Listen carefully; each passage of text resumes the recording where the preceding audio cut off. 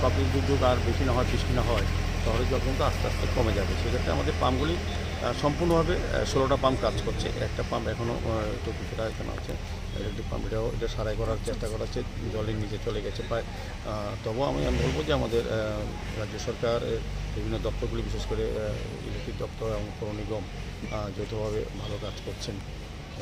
মানুষকে একটু সহযোগিতা করতে হবে। আমরা রিলিফ ক্যাম্পে আমরা যতটা সম্ভব যারা নদীর পাশে যে নির্মাঞ্চলগুলি আছে আগরতলা পৌর নিগম অন্তর্গত, তাদেরকে আমরা সরিয়ে নিয়ে মানে সুরক্ষা জায়গায় আমরা দিয়েছি। বিভিন্ন বিদ্যালয়ে, বিভিন্ন অফিসে বা বিভিন্ন জায়গায় আমাদের রিলিফ ক্যাম্প করা হচ্ছে। সেখান থেকে আমাদের পৌর নিগম থেকেও সহযোগিতা করা হচ্ছে। আমাদের রাজ্য সরকার, জেলা প্রশাসন, মহকুমা প্রশাসন এবং আমাদের বিজেপি কার্যকর্তারাও কিন্তু বিভিন্ন জায়গায়, বিভিন্ন ক্লাব, সামাজিক প্রতিষ্ঠান, তারা কিন্তু এগিয়ে এসছে। এটা একটা খুব ভালো লক্ষণ।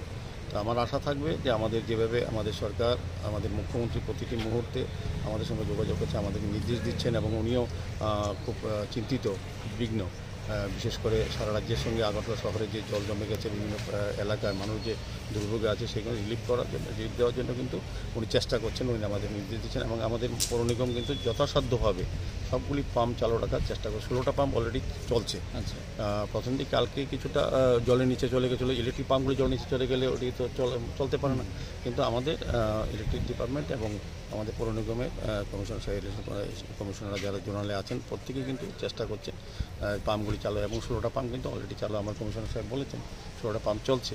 তো এটা একটা ভালো দিক। আজ বৃষ্টি না হয় এখন আমার মনে হয় শহরের জলটা আস্তে আস্তে নেমে যাবে। অনেক অনেক ধন্যবাদ স্যার।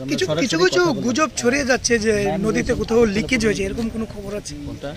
কিছু নদীতে যেমন হাওড়া বা কাটাখালে কোথাও মানে বাঁধ ভেঙে যাওয়ার খবর। না, এরকম লিকেজ হয়েছে কোথাও কোথাও, সারাই করছে আমাদের সংশ্লিষ্ট দপ্তর কাজ করছে।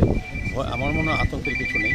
এটা ওভারফ্লো হয়ে যাচ্ছে, এত বর্ষা হয়েছে আর এত জল বৃষ্টি হয়েছে, সেটা এখন ওভারফ্লো হয়ে যাচ্ছে। লিকেজ হয়ে যে এরকম আশঙ্কা নেই। আমাদের সরকারি দপ্তর কাজ করছেন, সবাই নজর রাখছেন, আতঙ্কের কিছু নেই। এটা প্রাকৃতিক দুর্যোগ, আমি বলবো এটা অনেক বড় বিপর্যয়। সেক্ষেত্রে আমাদের একটু ধৈর্য ধরতে হবে, আমাদের একটু সময় দিতে হবে। সবগুলির ওপর কিছু, প্রকৃতির ওপর কিছু করার নেই। সেদিকে একদম জল রয়েছে এবং এখানে মুখ্যমন্ত্রীর আবাস সংলগ্ন।